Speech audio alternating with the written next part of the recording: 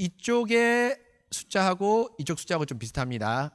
그래서 제가 여러분 오늘부터 이제 좀 형식을 바꿔서 조금 하려고 하는데 어떤 형식이냐 하면 이제 기존에는 제가 강의하고 또 강도사님이 강의를 하고 이렇게 해서 이제 주로 강의였는데 이렇게 하니까 좋은 점도 있지만 여러분들의 독서를 조금 더 활성화하기 위해서 어떻게 하냐면 딱 1시간을 목표로 할게요. 1시간을 목표로 하고 20분 정도 앞에서 발표와 요약자들이 발표를 합니다. 20분 정도. 오늘은 강도사님이 혼자 하겠죠. 근데 여러분 그 카톡에 보면은 지원자 있지 않습니까? 지원자가 있는데 다음 주 우리 종미자매부터 시작되는데요. 끝에 우리 규훈 형제까지 되는데 이때 중복자들 만약에 혼자면은 혼자가 발표하는데 3장을 2명이 산다. 그러면 제가 나눠드리겠습니다. 무슨 말인지 아시겠죠? 종미자매는 뭐 몇 페이지부터 몇 페이지까지 또 고혼자매는 몇 페이지부터 몇 페이지까지 나눠드리겠습니다. 그래서 지금 요약을 안 하신 분들은 오늘은 끝났으니까 3장부터 7장까지는 다 댓글로 달아주십시오. 그리고 여기 계신 분들은 우리 주빈이 형제 카톡에 초대해 주세요. 없는 분들, 그러니까 초대한 분 중에서 없는 분들은 다시 초대해 주십시오. 그리고 부부는 한 명에 해도 됩니다. 혜택을 드리겠습니다. 부부는 한 명에 해도 됩니다. 이미 선청하시면 2분 하고, 하고 부부는 한 명에 해야 되니까 여하튼 그렇게 하셔서 20분 정도 요약하고 발표하는 시간을 갖도록 하겠습니다. 그리고 나서 10분 동안 그 책 내용에 대해서 질의응답을 하는 내용을 가질게요. 그런데 이때는 앞에 사람이 발표한 사람이 잘 모를 수도 있지 않습니까? 그러면 오늘은 제가 있지만 다음 주도 강도사님도 계시지만 다음 주부터는 강도사님이 이 책의 내용을 잘 어드바이스 해줄 겁니다. 지문에 대해서. 만약에 강도사님도 모른다. 그러면 나중에 하나님한테 물어보면 됩니다. 그렇죠?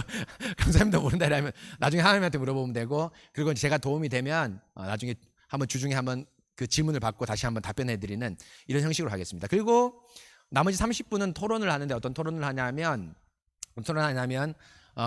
뭡니까 질문을 지금 카톡에 올렸습니다. 이미 강도사님이 올렸는데 주중에 저와 강도사님이 이 책 내용을 충분히 읽고 이런 질문 내용을 미리 여러분들한테 올려드릴 겁니다. 그럼 여러분들이 나중에 30분 동안 이 강의를 들은 내용을 유익도 나누고 제가 첫 번째, 두 번째, 세 번째 질문을 통해서 그 질문을 통해서 얘기할 겁니다. 오늘 이제 여러분 한 가지만 알려드리면 질문 세 번째가 뭐냐면 시편 찬송이 여기서 보면 우리가 읽어보면 알겠지만 아주 좋은 찬송입니다. 맞죠? 아주 좋은 찬송입니다. 그러면 우리 교회가 기존에 불렀던 찬송가는 어떻게 해야 되는가? 무슨 말인지 아시겠죠? 전량 폐기해야 되는가? 그런 문제가 생기지 않습니까? 그렇죠. 여러분 고민이 생기죠. 저도 고민이 생겼는데 그런 질문이 오늘 세 번째에 있습니다. 있죠. 그리고 시편 찬송의 두 번째 질문이 유익을 얻었다면 어떤 유익을 얻었고 만약에 유익을 얻지 못했다면 왜 유익을 얻지 못했는가? 이거 여러분들 가운데 이제 강도사님 강의를 듣고 나서 한번 얘기해 보시면 될 것 같아요. 그래서 그 얘기를 하고 제가 어드바이스 하면 어드바이스 해드리고 그렇게 하도록 하겠습니다. 그래서 매주 여러분 제가 오늘 했는데 지금 강도사님부터 7가니까 6번 하면 되거든요. 그래서 6번 하면 되겠죠. 그래서 2주씩 하면은 아주 너무 길게 늘어지니까 6번 딱 해서 이번 책을 이제 한 6월 말까지 이제 마무리하면 그렇게 하면 어떨까 싶습니다. 여러분 괜찮겠습니까? 매주 하는 게 괜찮겠죠? 2주에 한 번씩 하는 거 괜찮을까요? 답이 없으니까 매주 하든가. 주민이 어때요? 매주 하는 게 나을 것 같아요. 대충 하고 넘어가는 거 아니죠? 예, 그렇게 하도록 하겠습니다. 그리고 오늘은 첫 스터디 모임이니까 제가 우리 교회 재정으로 여러분 오늘 끝나고 나서 치킨 같이 먹읍시다. 괜찮겠죠? 제가 4명에 하나씩 시킬게요. 알았죠? 교회 재정으로 제가 사는 건 아니고 교회 재정으로 하겠습니다. 4명에 한 명씩 하니까 목회 활동비를 하면 되니까 4명에 한 명씩 해서 줌에 놓을 테니까 강도사님 지금 3시 55분이니까 5시까지 끝나는 걸로 그렇게 하도록 할게요. 그럼 되겠죠? 그러면요. 예, 우리 강도사님 나오셔서 오늘 몇 장입니까? 2장 요약하겠습니다. 강도사님 이번에 참 수고했어요. 왜냐하면 책 내용도 많은데다가 사실 2장 많거든요. 설교까지 했잖아요. 맞죠? 그래서 제가 하려다가 우리 강도사님한테 설교자가 이런 고난도 있습니다. 예. 2편, 3편 설교할 때도 있거든요. 실습하는 단계니까 제가 하라고 했습니다. 여러분 오늘 강사님 한 20분 정도 강의하고 10분 정도 질의응답 받도록 하겠습니다. 예.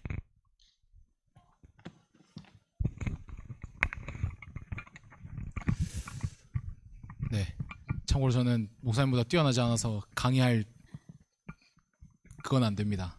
네. 그래서 책의 내용을 요약한 거니까 네.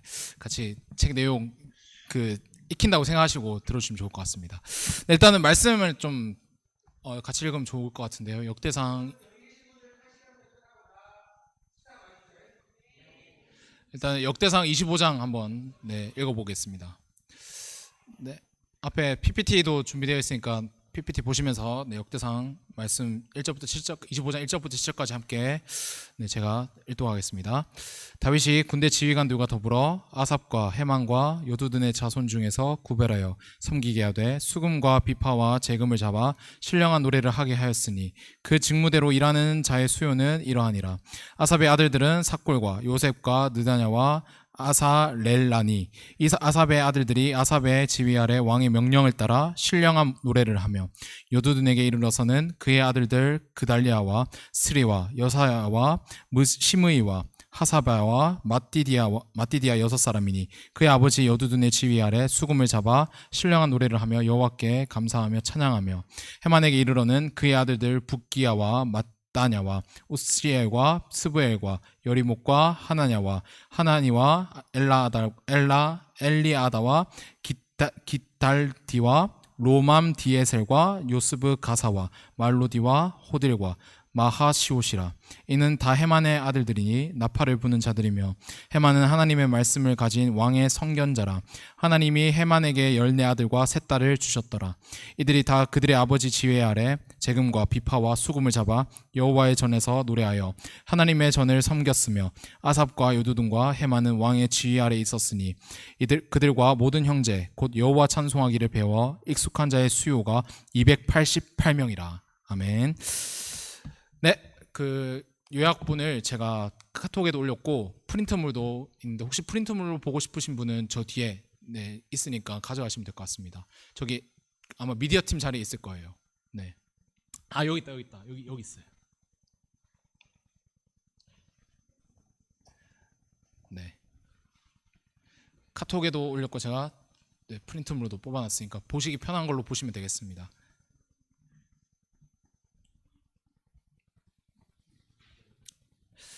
네, 그러면 같이 요약본 읽으면서 오늘 2장 한번 살펴보도록 하겠습니다. 자, 2장은 두 가지 질문을 가지고 이 레페브레라는 이 저자가 시작합니다. 뭐냐면 우리가 부르는 예배 중에 찬송은 다 똑같은지, 그리고 찬송은 어디까지나 찬송이며 또 찬송일 뿐인가에 대한 이 두 가지 질문을 가지고 시작합니다. 그래서 찬송에도 우리 잘 아는 지금은 엘리야 때처럼 그 찬송 아시죠? 그 찬송이랑 같은 현대 찬송도 있고 또 베토벤의 합창 아시죠?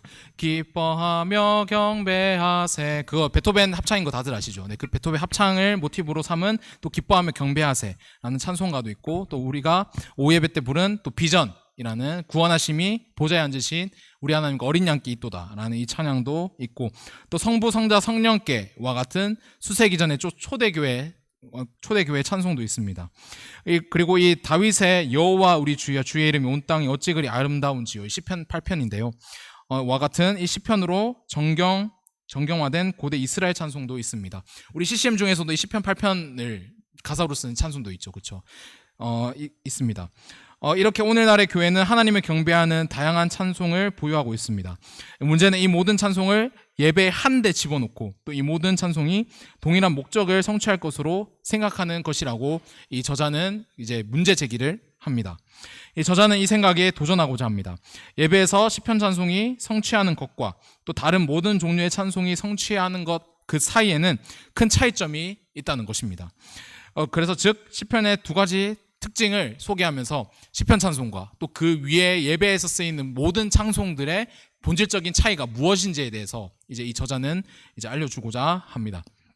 그래서 우리가 방금 읽은 역대상 25장 1절부터 7절은 자, 다윗이 자신을 도와서 시편을 작곡하기 위해 조직한 팀을 보여줍니다. 바로 시편 작곡팀인데요.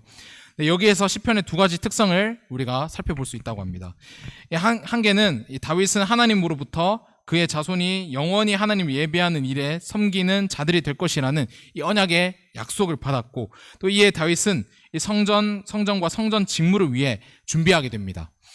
특별히 다윗은 레위 가문을 역할별로 24장부터 26장에서 나누면서 이 시편 작곡팀을 선발하게 되었다고 합니다. 그래서 여기에서 알 수 있는 사실을 통해 시편의 두 가지 특성 중 바로 첫 번째로는 바로 시편은 영감 받은 찬송이라는 것에 있습니다. 오늘 아까 역대상 말씀을 읽어보셔서 알겠지만 그 신령한 노래라는 그 단어가 여기 역대상 말씀에 등장하면서 이 시편을 작곡하는 다윗이 구성한 이 시편 작곡팀에게 이들이 신령한 노래를 하였다라는 것을 통해서 이들이 이제 만든 이 시편 찬송은 단순히 그 인간이 만든 찬송이 아니라 바로 하나님의 영감을 받은 찬송이라는 것에 대해서 이 저자가 이제 강조하고 있습니다.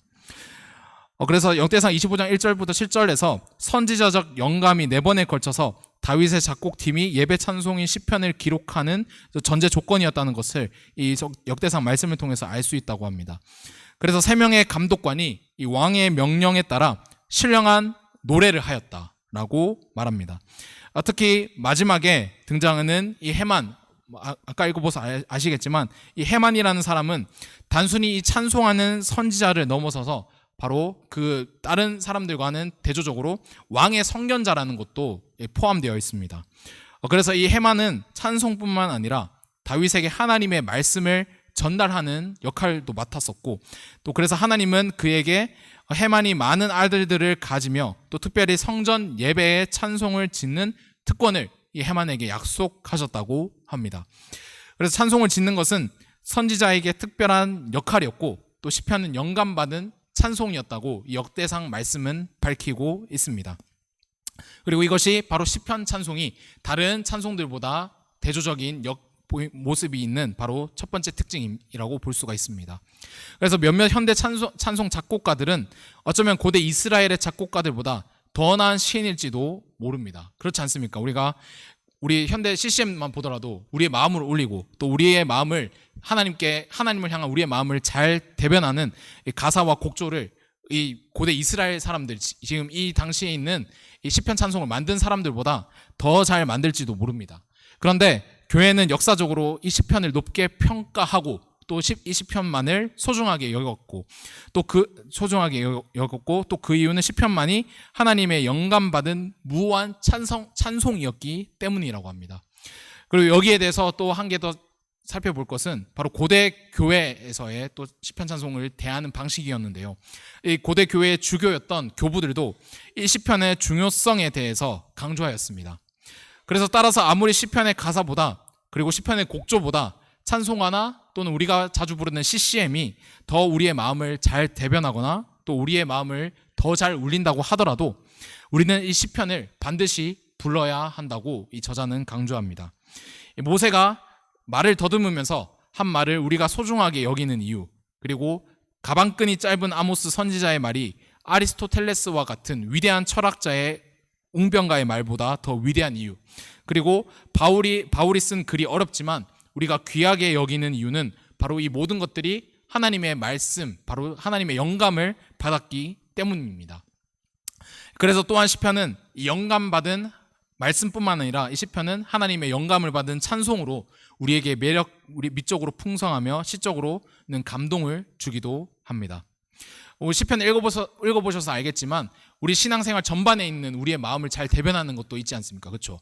이 시편에 보면 여호와는 나의 목자시니 내게 부족함이 없으리로다 라는 것이 우리 목자 되신 하나님을 얼마나 잘 미적으로 표현하고 있는지, 이 목자라는 이 심상을 사용하여서 잘 표현하고 있고, 또 시편 기자들이 받고 있었던 그 고통 있지 않습니까? 시편에 보면 시편 기자들이 이 고통 가운데서 하나님께서 구원해 주실 것을 요청하면서 이 노래하는 것들도 우리 더 잘 대변하고 있지 않습니까? 그래서 이 시적으로는 우리에게 이러한 감동도 시편이 주고 있습니다. 그래서 설사 우리가 현대 찬송을 더 우리가 매력적으로 느낀다고 하더라도 오직 바로 시편만이 우리에게는 흠없는 완전한 찬송이라고 할 수가 있습니다. 그래서 하나님께서는 교회에게 영감된 말씀뿐만 아니라 바로 영감된 찬송까지도 주셨다고 이 저자는 말하고 있습니다. 이 영감된 찬송은 우리에게 죄에 대한 가르침, 그리고 마지막 소망 혹은 종말론, 또 하나님의 주권과 인간의 책임, 하나님의 주권과 인간의 책임이 동시에 존재한다는 이 어려운 교리, 그리고 교회나 세계의 선교, 그리스도의 인격과 사역 안에서 우리의 신앙, 그리고 이 거룩한 하나님의 교리를 가르치기도 한다고 합니다. 그래서 아무리 수려한 가사를 인간이 쓴다고 하더라도 바로 영감되지 않은 찬송의 가사는 우리의 주관적인 경험이 들어갈 수가 있기 때문에 그 가사는 성경적이지 않을 수가 있는 위험성도 동시에 지니고 있다고 말합니다.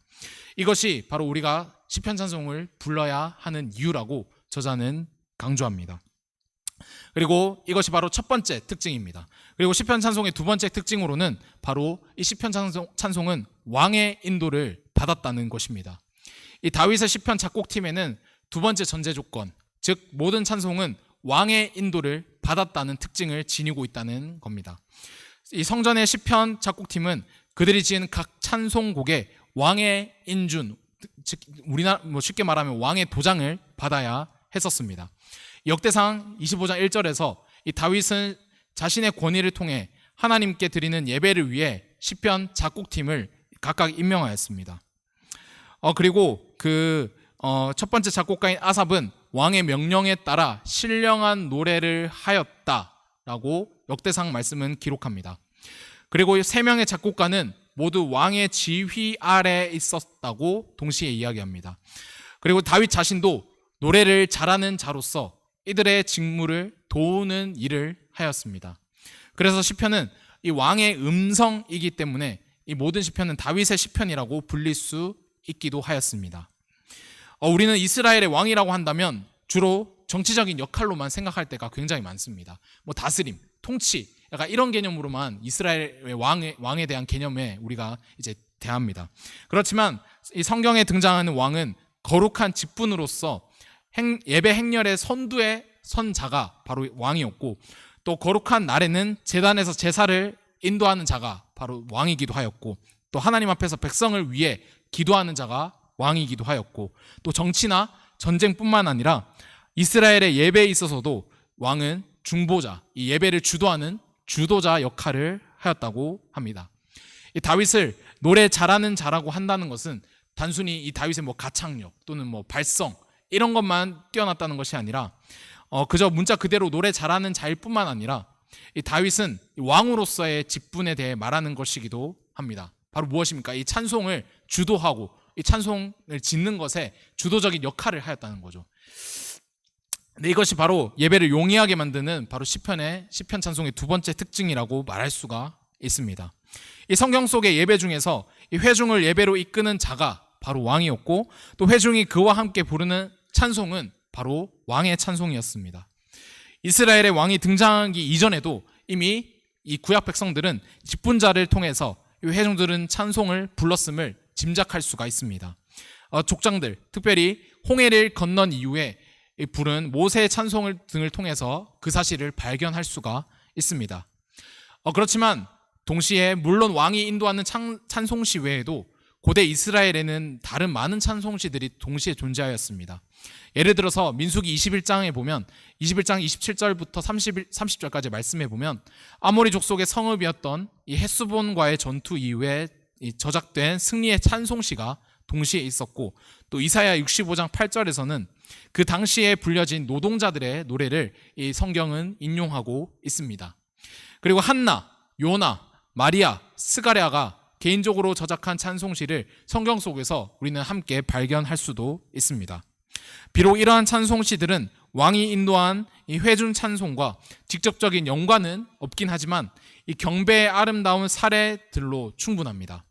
그러나 공통점은 이 회중이 통치자가 지은 찬송시를 같이 함께 부른다는 것에 있었습니다. 기독교인들에게 특히 중요한 것은 이 신약 성경이 다윗의 시편을 부르는 이 회중의 모습을 공예배로 묘사한다는 것에 있습니다. 그리고 예배자들은 이 다윗의 아들, 바로 이 노래를 잘하는 자, 그리고 왕의 직분의 아들이신 이 예수님을 그들의 예배 인도자로 삼은 채 예배를 드린다는 사실입니다. 신약교회는 이 예수님을 교회 찬송을 위한 궁극적인 예배 인도자로 보았습니다.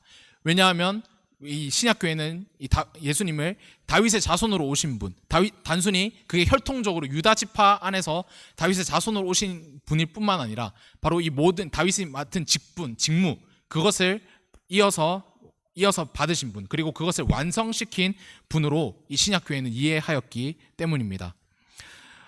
그래서 신표 찬송을 부를 때 우리는 사실 이 우리의 예배를 인도하고 계신 예수님과 함께 이 예수님의 찬송을 부르고 있는 곳입니다. 이 다윗의 시편을 입에 두시고 또 교회 중에 찬송하시는 분은 바로 우리의 왕이신 예수님이십니다.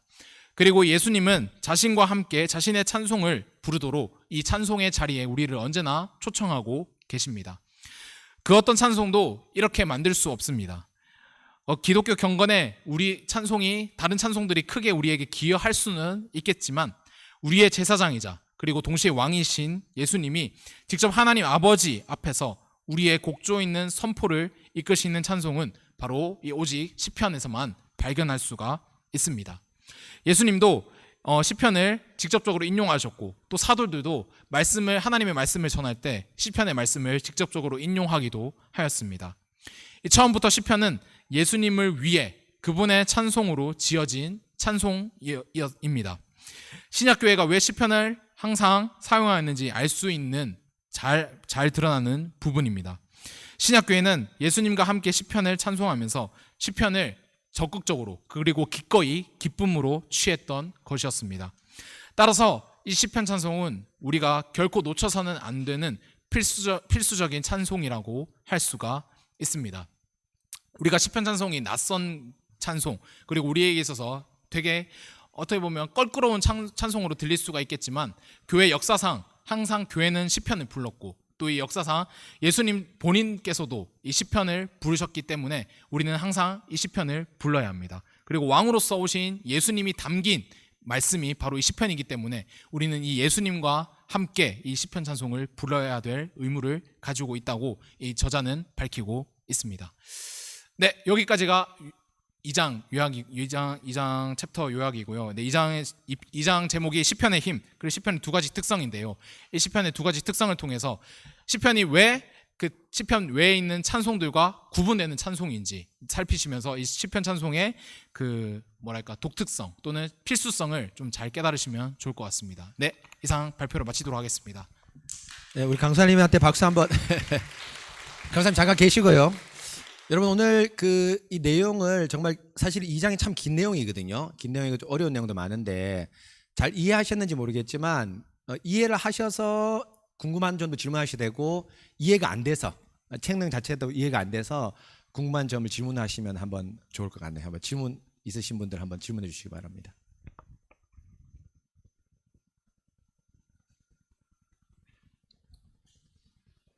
네, 우리 유진이 형제.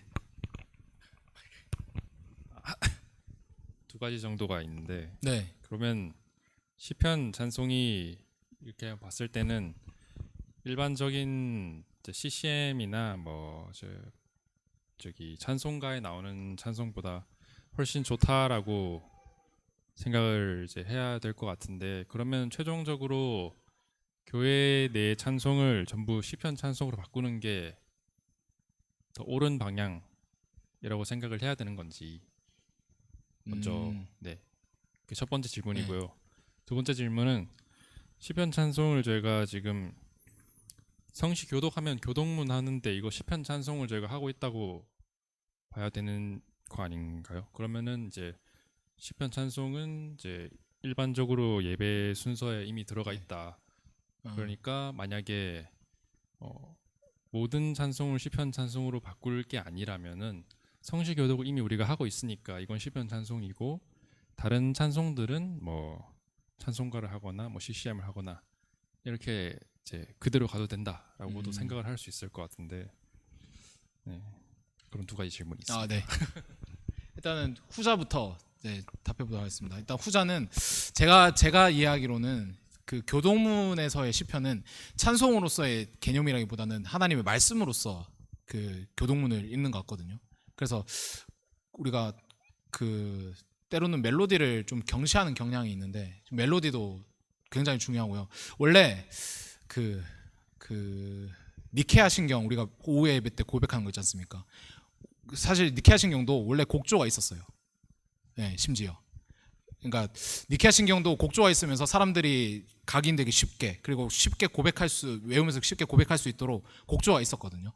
그래서 이 곡조가 있는 것으로서의 찬송이 굉장히 중요하다고 할 수 있을 것 같아요. 그래서 교동문과는 또 따로 떼어놓고 시편 찬송을 또 우리가 중요하게 여겨야 되지 않을까 싶고요. 그다음에 전자로 봤을 때는 전자에 대한 질문은 사실 제 입장에 제가 봤을 때도 솔직히 그 성경의 개념을 잘 담은 찬송도도 굉장히 많거든요. 시편 찬송 말고도. 근데 이제 그렇다고 해서 시편 찬송만 불러야 되느냐? 저는 그렇진 않다고 생각해요. 그러니까 시편 찬송이 굉장히 중요하고 그러니까 필수적인 거죠. 어떻게 보면 필수적인데 그 필수적인 거니까 그 외 건 부르지 마라. 너 이거 다 잘못된 거다. 이렇게 하는 거는 너무 레디컬한 것 같고요. 제가 볼 때는 왜냐하면 그 뭔가 뭐라 해야 될까요? 목회적으로 봤을 때도 완전히 이걸 다 버리는 거는 별로 좋은 방향은 아닌 것 같고 그리고 조금 더 우리의 어떤 고백을 담은 그 가사도 충분히 녹여낼 수 있다고 생각하기 때문에 저는 찬송가나 CCM을 너무 경시해야 된다. 버리는 방향으로는 안 해도 된다라고 생각하지만 그렇지만 그보다 더 시편을 우리가 우선시하고 또 필수적으로 생각하는 거는 사실인 것 같아요. 여러분 우리 유진 형제가 질문한 그 첫 번째 질문 있지 않습니까? 교회에서 시편 찬송 말고 다른 걸 불러야 되는가? 우리 예배 중에 또 혹은 우리 모임 중에 이건 여러분 사실은 답은 어느 정도 있거든요. 있으니까 여러분들이 한번 토론을 해보십시오. 여러분들 우리 강사님처럼 생각하시는 분들도 있지만 또 이렇게 또 하드하신 분들은 뭐냐 하면 여러분 아시는지 모르겠지만 심지어 어떤 개혁주의 교회는 피아노를 치면 안 된다.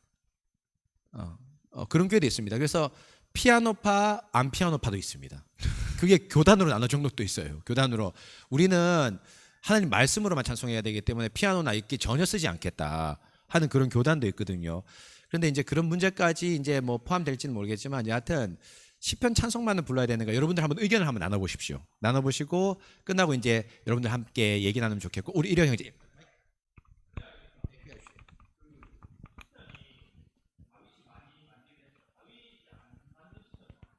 네네.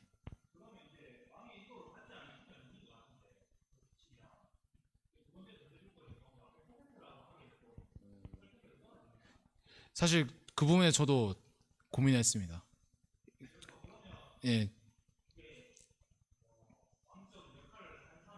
네.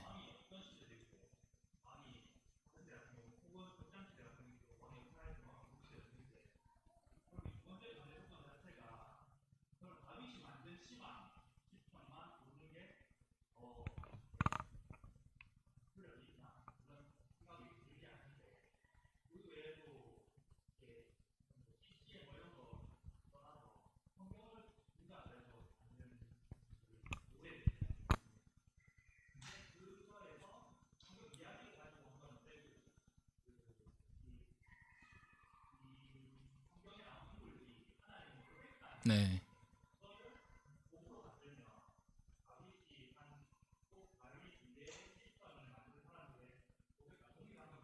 네.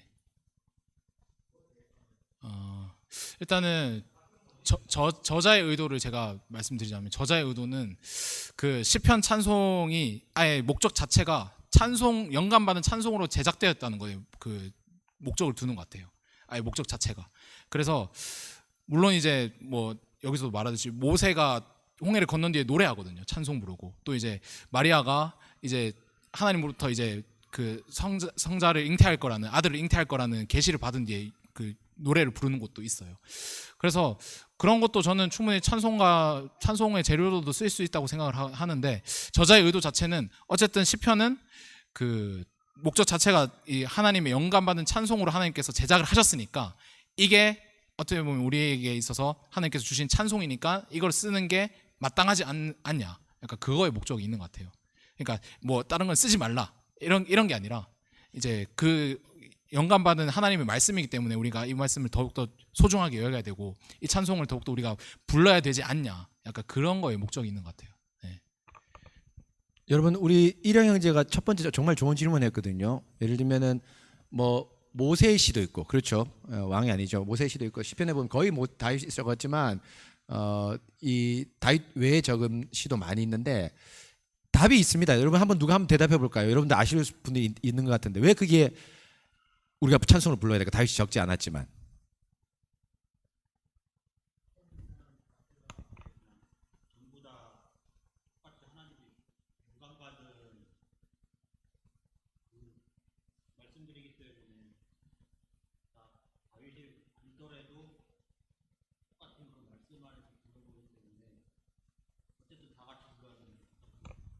그 임봉 형제의 말은 큰 그림에서 맞아요. 큰 그림에서 성경 전체가 예수님 말도 하나님 말씀이고 바울 말씀도 하나님 말씀이고 그거 맞죠? 맞는데 지난 설교한 대로.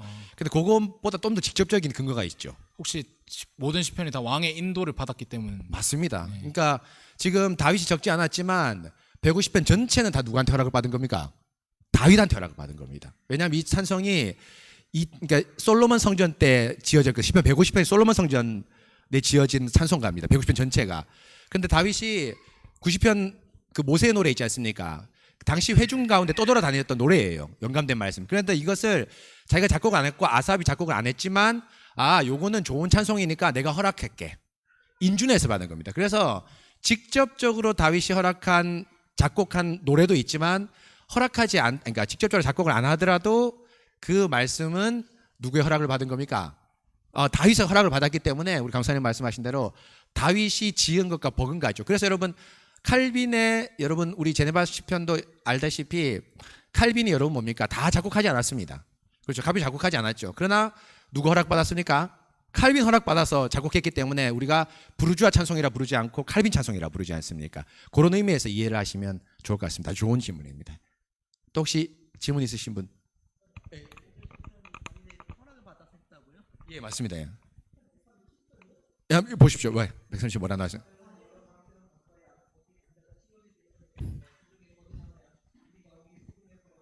그 나중에 지었다고. 이것도 사실은 중요한데 사실은 시편 이 130편은 스룹바벨 찬송가거든요. 건너와서. 그러니까 스룹바벨 성전할 때. 이것도 사실은 이제 지원 형제가 말한 대로 다윗이 직접적으로 허락받지 않았지만 사실 이제 뒤에 이제 후반부에 얘기할 건데 스룹바벨이 누구하고 버금갑니까? 다윗하고 버금간다 생각하면 됩니다. 그렇죠. 왕의 직분이기 때문에. 그러니까 포로기의 왕은 누굽니까? 스룹바벨입니다. 스룹바벨 성전. 그래서 다윗이 1차적으로 150편의 찬송을 완성했는데 이게 성경적으로 역사적 근거가 없기 때문에 150편 가운데 들락날락한 수편이 있을 겁니다. 왜냐하면 아직까지 그때까지 창세기까지 그러니까 요한계시록까지 성경이 완성되지 않은 시기거든요. 그렇지 않습니까? 들락날락하는 시기입니다. 그런데 최종 완성은 지원 형제가 잘 얘기했는데 스룹바벨 때 완성이 다 됐습니다. 스룹바벨 찬송가, 성전의 찬송가로. 근데 그 찬송의 거의 근간이 누굽니까? 다윗인데 몇몇 곡은 지원 형제가 얘기했는데 바벨론 포로 그것도 있죠. 그것도 역시 동일하게 누구의 허락을 받은 겁니까? 스룹바벨의 허락을 받은 겁니다. 예, 그게 근데 장로님 이제 그거 한 개 얘기하는데 제가 한국에 여러분 질문을 던져볼게요.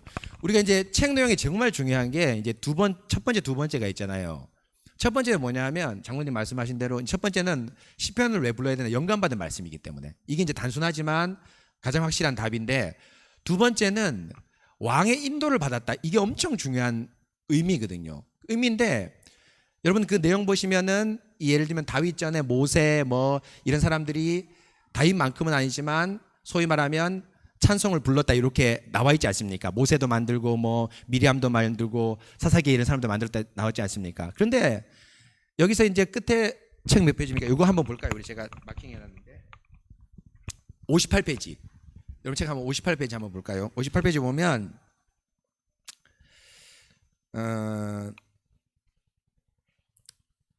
그 굵은 것이 있지 않습니까? 밑에 좀에 58페이지 밑에 굵은 것이 보면 뭐가 나오냐면 시편 찬송을 할 때 사실 예배 인도자이신 예수님과 함께 우리가 찬송을 부르고 있다.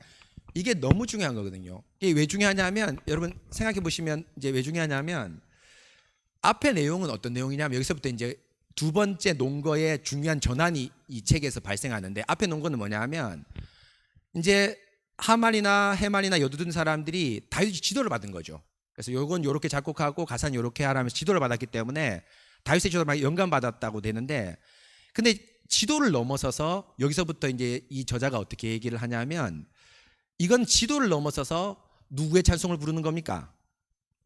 다윗의 찬송을 부르는 거예요. 여러분 이해했습니까?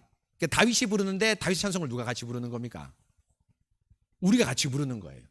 그래서 CCM 비교하셔서 강도사님 잘 설명했지만, CCM은 주인공이 누굽니까? 우리. 그렇죠. 여기 나오지 않습니까? 우리잖아요. 작곡한 사람들이 그 작곡 주인공을 나를 끼워 넣어서 내가 불러도 괜찮은 내가 주인공이 되는 거예요. 내 경험이 되는 거죠. 그런데 이 책의 핵심은 뭐냐 하면, 이 경험들이 우리의 경험이 아니라 누구의 경험이다? 예수님의 경험이다. 예수님과 함께 부르는 거다. 이게 핵심이거든요. 사실 오늘 예수님과 함께 부르는 거다. 그러니까 테너 막 이렇게 성가대 막 얘기했지 않습니까? 합창단. 그래서 테너가 나와서 막 부르는데, 테너 없이 부르는 거하고 테너 주인공이 나와서 부르는 거 다르다. 왜냐하면 테너의 노래를 우리가 같이 부르고 같이 듣는 거다. 이렇게 얘기하지 않습니까? 여기서 이제 장로님이 엄청 중요한 질문을 했는데요. 왕 중에서 다윗은 다릅니다. 이걸 얘기하고 싶은 거예요. 지금 이 저자가. 그러니까 스룹바벨도 왕이고, 쉽게 말하면 누구도 왕입니까? 뭐 모세도 왕이죠. 그렇죠. 모세도 왕이죠. 그 다음에 다윗도 왕인데, 이 나머지 왕들하고 다윗은 다른 사람이에요. 왜 다른 사람일까요? 시편 찬송적인 면에서 왜 다를까요? 이게 핵심입니다. 다윗은 예수님이기 때문이에요. 그게 핵심입니다. 그래서 장로님 말 틀리지 않았습니다. 여러분 무슨 말 얘기했죠? 왕의 인준을 받았다 이렇게 얘기하죠. 근데 사실은 이걸 계시의 큰 관점에서 보면, 신약에서 보면 누구의 인준을 받은 겁니까? 예수님의 인준을 받은 거예요. 그런데 구약에서 예수님 우뚝 쓴 예수님은 누굽니까? 시편 찬송에서는요, 다윗입니다. 그러니까 다윗이 스룹바벨의, 우리 지원 형제가 잘 질문한 대로 스룹바벨의 찬송가도 사실은 스룹바벨이 인준을 했지만 누가 인준한 거가 똑같습니까? 다윗. 앞에 모세가 인준하고 모세가 만들었지만 누가 인준한 거가 똑같은 거예요? 다윗이라고 똑같은 거예요. 그래서 여기서 이 다윗이 왜 이렇게 부각시키냐, 이 사람이 부각시키냐, 아까 말한 대로 다윗이 아닌 찬송도 있고 다윗이 안 작곡한 것도 있고, 시대고 다윗 이후도 시대되지 않습니까? 그런데 다윗은 시간과 역사를 초월해서 궁극적으로 신약에 누구를 나타내기 때문에, 예수님을 나타내기 때문에 다윗이 찬송하는 것이 오히려 장로님 말에 틀리진 않았지만, 택하라면 왕의 인준보다 다윗의 인준을 더 택하는 게 더 맞다고 저는 생각을 해요. 이해하십니까? 독보적인 위치입니다. 다윗은 시편 찬송에서. 그래서 제가 예전에 우리 첫 세미나 할 때 기억나시죠? 어떻게 기억나냐 하면, 제가 방송을 녹화하고 있기 때문에 좀 앞으로 나갈게요. 제가 화면 보면 좋으니까. 기억나시는 거 계십시오. 예, 계십시오. 어떻게 얘가 말씀드렸냐면, 다윗이 우리가 경험해서 좋은 찬송을 적을 수 있죠. 기타 음악 잘하시는 분들, 저기 산에 가서 뭐 피아노 치면서 찬송할 수 있죠. 그러나 다윗이 찬송하는 건 다르다고 말씀드렸습니다. 똑같은 환경, 똑같은 배경에서 나와도. 그렇죠? 왜냐하면 우리는 누굽니까? 내 경험입니다. 그렇죠? 내가 개인적으로 하나님을 만나고 체험하는 경험이고, 이게 찬송가가 안 될 수도 있습니다. 왜냐하면 나한테만 한정될 수 있기 때문에. 은혜가 아니란 말은 아닙니다. 나에게 주신 은혜를 경험했기 때문에. 그런데 다윗은 다르죠. 왜 다릅니까? 다윗은 뭡니까? 영감된 하나님의 말씀이고, 특별히 누가? 그리스도가 지은 찬송입니다. 그래서 그런 면에서 이 시편 저자가, 이 젠틀레인이라는 저자가 다윗을 이렇게 부각시키는 이유가 바로 그 얘기를 하는 겁니다. 계시적으로 다윗이 시편 찬송에서 여러분 어떻게 생각하냐면 예수님이라 생각하면 됩니다. 그래서 여러분, 제가 말씀드렸지만은 다윗이 여기 보면 제사장 같은 왕 표현되어 있죠. 그렇죠? 여러분, 이게 사실은 제가 이분이 이번 조금 아쉬운 점이 있었어요. 왜 아쉬운 점이 있냐면, 다윗은 제사장 같은 왕이 아니라 다윗은 삼중 직분을 다 가지고 있었습니다. 여러분 알지 않습니까? 기본적으로 왕으로 한 직분을 가지고 있었고, 또 뭡니까? 사도행전에 보면 다윗을 뭐냐면 그는 선지자라. 왜냐하면 시편이 계시의 말씀이기 때문에 앞날을 점치잖아요. 그러니까 앞날을 알려주잖아요. 예수님에 대해서. 그 다음에 또 뭡니까? 성전 법궤 올라갈 때 뭘 입었다고 얘기했습니까? 제가 에마포 옷을 입고 막 춤췄다고 얘기했지 않습니까? 이게 그냥 신나서 즐겁게 춤추는 댄스가 아니라 뭘 얘기하는 겁니까? 제사장 직분, 제사장입니다. 그 제사장 직분의 기본적인 역할이 역대 상하에 나오잖아요. 다윗이 왕은 열왕기 상하지만, 사무엘 상하지만, 제사장 직분은 뭡니까? 역대 상하예요. 거긴 제사장 다윗이 나오는 것이죠. 그래서 다윗은 삼중직을 완전히 가지고 있는, 구약에서 모세만큼, 제가 얘기했지 않습니까? 모세와 더불어서 독보적인 예수 그리스도인데, 그 중에 특별히 시편 찬송에서는 모세도 따라올 수 없을 정도로 시편 찬송적인 면에서. 이래서 이 다윗의 찬송이라고 얘기해도 틀리지 않다 이렇게 얘기합니다. 장로님 말 틀리지 않고 지원자의 말 틀리지 않았습니다. 그러나 우리가 좀 더 정확하게 만약 둘 중에 하나를 택한다 이러면 누구의 찬송이라고 얘기하면 좋을까요? 다윗의 찬송이라고 얘기하면 더 훨씬 성경적이지 않을까 그렇게 생각을 합니다. 예. 또 질문 있습니까 혹시? 예. 질문. 내용적인 질문을 해도 됩니다. 내용적인 질문을 해도 되고. 예. 그래서 다음 주부터 우리 강도사님이 오늘 참 제가 보니까 질문 답을 잘 잘해줬어요. 그렇죠? 이런 책을 면밀히 읽고 저하고 준우 중에 좀 읽고 이래서 여러분 가이드라인을 해줄게요. 그래서 첫 번째는 뭐냐면 시편 찬송이 너무너무 탁월하다. 왜냐하면 영감된 하나님 말씀이기 때문에 다른 거 따라올 수 없다. 이겁니다. 두 번째는 뭡니까? 시편 찬송은 왕의 인도를 받았는데 이 인도가 왕이 이렇게 작곡하고 이렇게 가사 넣고 그 정도 인도가 아닙니다. 그 정도 인도가 아닙니다. 그 정도 인도가 아니라 그건 누구도 하냐 칼빈도 했거든요. 그렇죠? 그 정도 인도가 아니라 자기의 노래를 그 노래에 투영시켰죠. 그렇죠? 근데 아삽이 지었지만 다윗의 노래라고 얘기되어 있지 않습니까? 그런데 다윗의 경험이나 다윗의 모든 것은 다 뭐다? 예수님입니다. 예수님. 참 사람인가? 참 하나님으로서 예수님의 경험이기 때문에 다윗의 노래를 우리가 함께 부르고 예수님의 노래를 함께 부른 면에서 시편 찬송이 다른 어떤 것보다 따라올 수 없는 탁월함이 있다. 이 저자가 그렇게 얘기를 하고 있는 것이죠. 예. 또 질문 혹시 있습니까? 예. 혹시? 예. 질문 있을 것 같은. 상무 형제.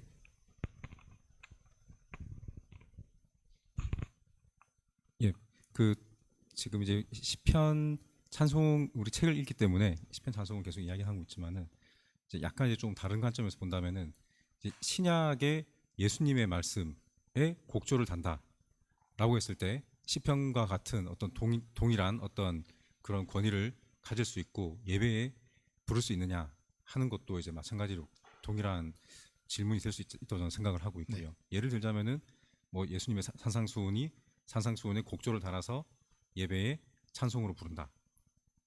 라든지 아니면 우리가 지금 좀 극단적으로 한다면은 최근에 이제 뭐 요리문답이라든지 이런 곳에 곡조를 달아서 가르치는 목적으로 또 성경의 말씀을 요약해서 하고 있는데 이게 찬양으로 불려질 수 있는가 하는 것도 같이 생각해 볼 수 있지 않은가 생각을 합니다. 네, 찬양으로 불러질 수 있다고 생각합니다. 네. 네.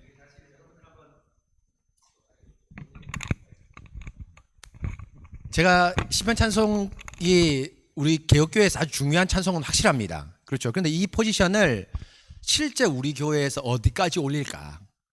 그렇죠. 저는 개인적으로 예배 모든 찬송은 시편 찬송으로 불렀으면 좋다고 생각을 합니다. 그런데 한편으로 여러분 이제 제가 세 번째 질문 사실 답인데요. 신약의 시편 찬송 아닌 찬송이 많아요. 그렇죠. 예를 들면 오늘 오후 예배 때 불렀던 뭐가 있습니까? 구원하심이 그 보좌 위에 앉은 어린 양과 하나님께 있었다. 이게 뭐니까 요한계시록의 찬송이에요. 요한계시록에 14만 4천 명이 유리바다에서 찬송 부르는 거거든요. 또 여러분 빌립보서 2장에 보면 뭐가 있습니까?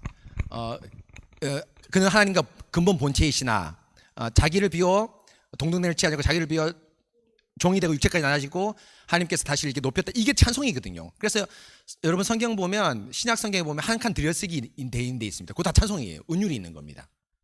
이런 거 있고 또 신약에 보면 마리아가 그 누굽니까? 엘리사벳을 만나러 갔을 때 수태했을 때 찬송을 막 부르잖아요. 그것도 찬송이에요. 아름다운 찬송입니다. 결론을 얘기하면 시편 찬송에 영감된 말씀이 맞지만 다른 찬송도 신약에서 시편 찬송 말고 다른 걸 불렀습니다. 그렇죠. 무슨 말인지 아시겠죠? 그래서 교회에서 저는 이런 근거 때문에 교회에서 다른 찬송을 쓸 수 있다고 생각합니다. 그런데 단 누구의 인준을 받아야 될까요? 공교회의 인준을 받아야 됩니다. 공교회. 너무너무 중요합니다. 이 공교회 인준. 사실은 여러분 우리 한국 교회가 감리교, 침례교 뭐 넘어서 통합 뭐 합동이 이게 우리 장로교잖아요. 사실은 장로교인데도 장로교인데 장로교회랑 그냥 일체성을 갖는 제일 중요한 도구가 뭘까요? 통합 찬송가 쓰기 때문이에요. 무슨 말인지 아시겠죠? 찬송가를 같이 부르니까 심지어 감리교도 교리가 달라 우리하고 완전 다른데도 부활절 연합예배 모이면 뭡니까? 찬송가 함께 부르니까 야, 저 친구는 뭐하고 우리하고 뭐다? 같은 교회다. 이런 느낌을 갖게 만드는 거예요. 쉽게 말하면 찬송이 너무너무 중요한 역할을 하거든요. 찬송을 같이 부른다는 이유 하나만으로 감리교는 솔직히 말하면 우리는 이렇게 뻥쳐야 되는데, 예를 들면은 뻥쳐야 되는데 형제를 느끼잖아요. 합동통합 형제를 느끼잖아요. 그러니까 찬송이 너무너무 중요한 방편입니다. 그런데 이것을 교회가 여러분 뭡니까? 공교회 인준을 받고 받아야 됩니다. 공개 인준을 받은 교회가 찬송이 만약 통합 찬송가, 우리 지금 인 찬송가, 고신총회의 허락을 받았거든요. 그래서 저희가 사실은 제가 우리가 얘기하면 언약교회 할 때 고민이 뭐냐면 시편 찬송 다 불렀는데 꼭 하나는 여러분 뭡니까? 요 찬송을 넣었습니다. 통일 찬송가에 있는 찬송을 넣었습니다. 이유가 뭘까요? 찬송가가 시편 찬송보다 더 좋기 때문이 아닙니다. 좋은 것도 물론 있습니다. 시온성가 같은 교회 제가 참 좋아하는 찬송이거든요. 찬송가 210장 너무너무 좋지 않습니까? 그런데 이유가 뭐냐 하면 고신교회 안에 있기 때문에, 우리가 만약에 대전 언약교회나 새순교회가 고신교회 밖에 있고 우리가 개혁교회로 아예 나간다, 예를 들면 당회가 어떻게 결정할 수 있을까요? 그냥 시편 찬송을 부르겠다, 이래도 여러분들 토를 안 다셔야 됩니다. 왜냐하면 너무 좋은 찬송을 부르기 때문에. 그런데 우리 고신교회가 공적으로 이 통합 찬송가를 우리 찬송가로 인준을 했어요. 근데 부족한 점이 있죠. 그런데 이 찬송가를 당에 선별하여서 부를 수 있는 것이 또 고신교회 안의 통일성의 일치성이 아주 중요한 역할을 하고 있습니다, 실제로. 그렇죠? 그래서 이 찬송가를 함께 부르는 것도 아주 중요할 거라 생각합니다. 예. 그래서 여러분들 그 3번 질문을 한번 여러분들 그 토론 모임에서 어떻게 하면 좋을까 한번 얘기를 한번 나눠보십시오. 그러니까 우리 다른 찬송가 시편 찬송을 어느 정도 썼고 해야 될까, 이걸 한번 물어보면 좋을 것 같아요. 또 질문 있으십니까 혹시? 예.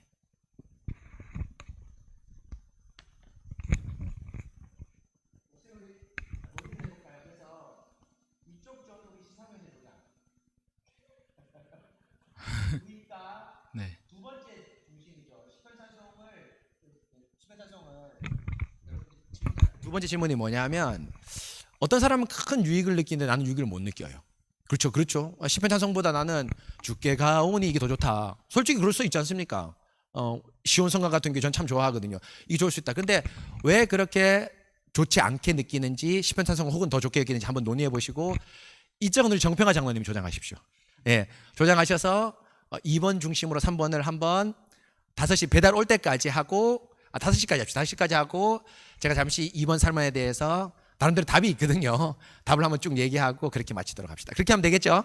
예, 우리 이쪽은 우리 정평화, 우리 상문 형제가 한번 모임을 좀 한번 인도해 주시고 장로님이 한번 인도해 주시면 좋을 것 같아요.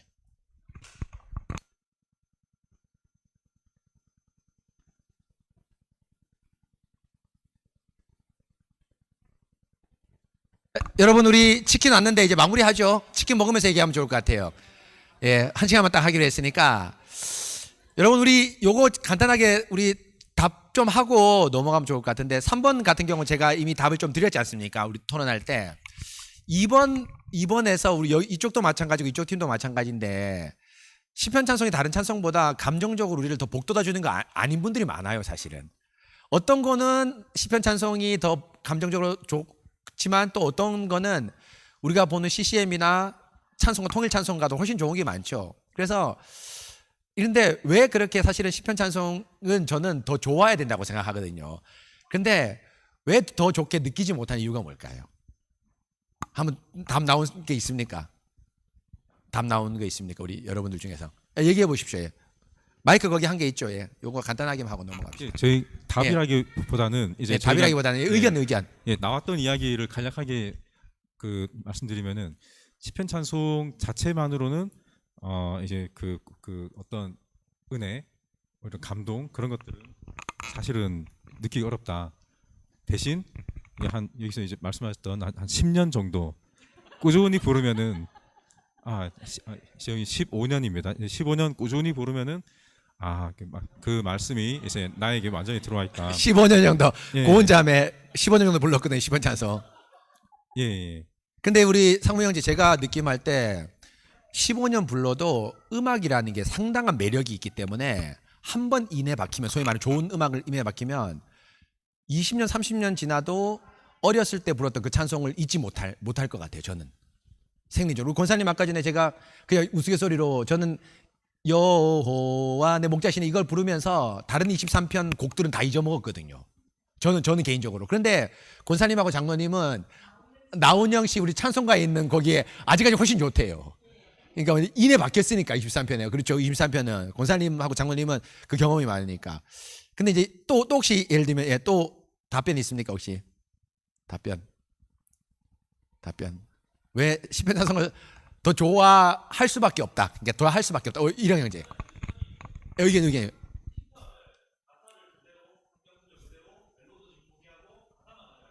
아.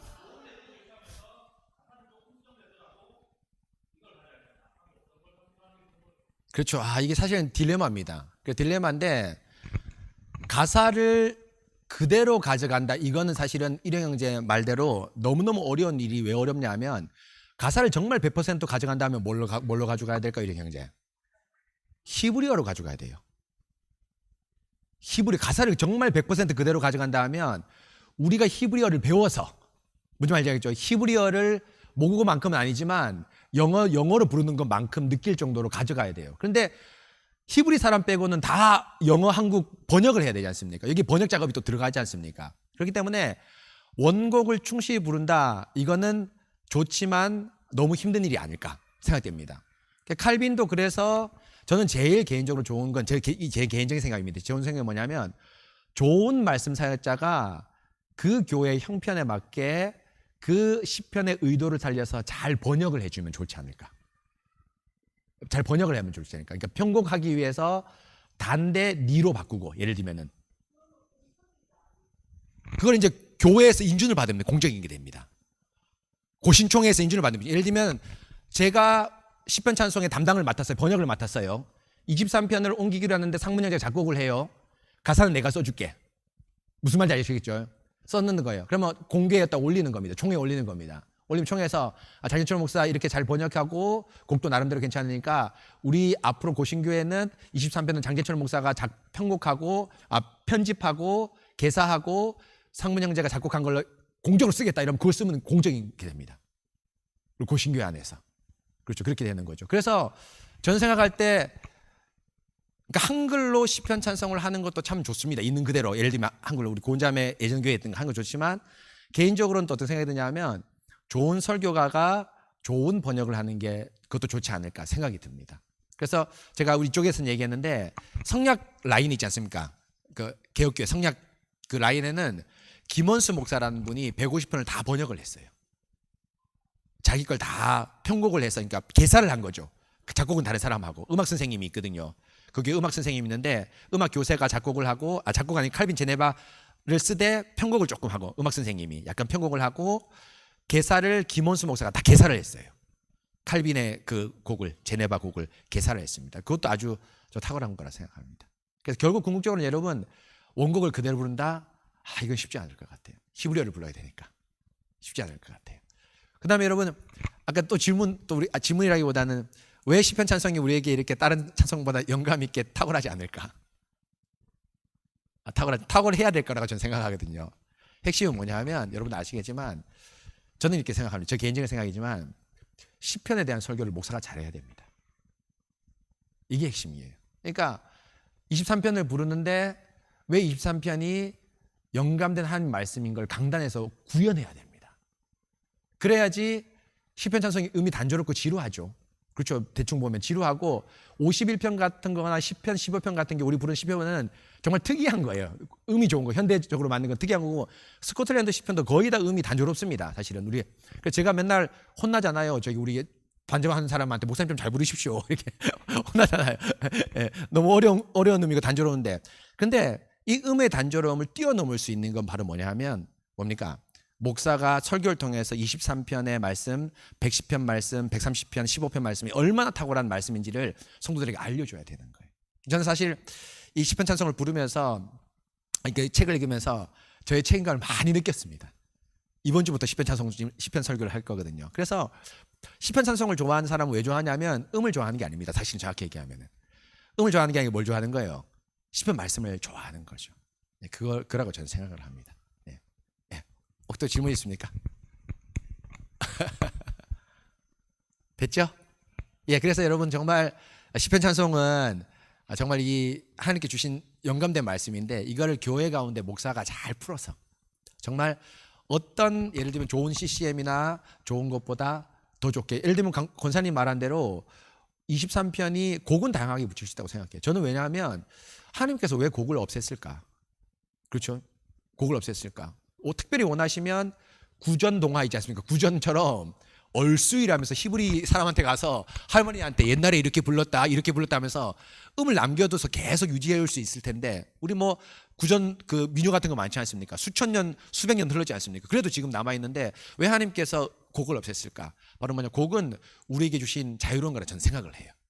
23편에 우리 지금 51장처럼 붙일 수도 있고 권사님처럼 나훈영 씨 거를 붙일 수도 있고 다양하게 붙일 수도 있다고 생각합니다. 그런데 중요한 거는 교회 공적 인준을 받고 설교자의 지도를 받아서 그 곡이 그 시편 자체를 나타내는 분위기를 잘 살리는 분위기. 어떤 건 우울한 게 있거든요. 그런데 우울한데 신나는 곡을 붙이면 안 되겠죠. 예를 들면은 또 신나는 곡이 있습니다. 경쾌한 곡이 있습니다. 근데 우울한 콩나물을 붙이면 안 되겠죠. 그렇죠. 예를 들면 이거는 설교자가 제일 잘합니다. 이 전체 분위기가 어떤 분위기고 이런데 어떤 음악이 제일 잘 어울리는가 이런 게 하면서 그렇게 하면 좋을 것 같아요. 네, 한번 밥 먹으면서 또 같이 얘기합시다. 네, 같이 식기도까지 같이 할게요. 하나님 감사합니다. 오늘 저희들 시편 찬송 2장 같이 나누고 또 세미나 하면서 귀한 유익을 얻게 되었습니다. 하나님 영감된 하나님의 말씀을 우리가 부른다는 것 너무너무 쉽지 않은 일이지만 저희가 이 일들 잘 할 수 있도록 도와주시고 아무쪼록 시편 찬송이 우리 회중 가운데 불려질 수 있도록 강단과 이 설교자를 더 풍성하게 은혜를 내려주시옵소서. 또 하나님 우리 성도들이 기존의 찬송을 여전히 쓸 수 있습니다. 좋은 말씀 우리 고신총회의 인준을 받고 당의 인준을 받은 좋은 찬송을 쓸 수 있습니다. 그럼에도 불구하고 영감된 하나님의 말씀인 시편 찬송에 가진 탁월성을 인지하면서 교회 찬송으로 우리 교회가 부를 수 있도록 함께하여 주시옵소서. 이후에 같이 식사하면서 교제할 때 풍성한 은혜를 내려주시옵소서. 감사합니다. 예수님 이름으로 기도합니다. 아멘. 내려가서 같이 들어가서 교제하겠습니다.